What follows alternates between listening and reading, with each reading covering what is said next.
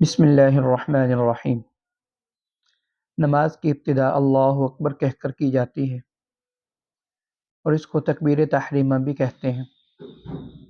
تکبیر تحریمہ کا مطلب یہ ہے کہ یہ ایسی تکبیر ہے جس کے ذریعے سے بہت سے ایسے کام بھی حرام ہو جاتے ہیں جو نماز سے پہلے حلال تھے، مثلا کھانا، پینا، سونا اور اس جیسی دوسری چیزیں۔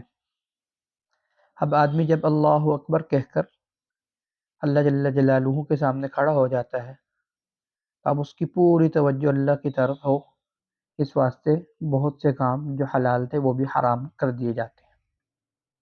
اس کے بعد سب سے پہلے ثنا پڑھی جاتی ہے۔ ثنا کے معنی ہے تعریف کے۔ آدمی نماز کے شروع میں کہتا ہے سبحانک اللہم، اے اللہ آپ پاک ہیں۔ پاک سے مراد یہ ہے کہ آپ کے اندر کوئی کسی قسم کا عیب نہیں، کوئی خرابی نہیں، کوئی کمزوری نہیں، کسی قسم کی کوئی ایسی صفت جو کسی برائی کا شائبہ بھی رکھتی ہو وہ آپ کے اندر نہیں ہے۔ آپ ہر طرح کی کمزوری، ہر طرح کے عیب، ہر قسم کی برائی سے پاک ہیں۔ وَبِحَمْدِکَ، اور میں آپ کی تعریف کرتا ہوں۔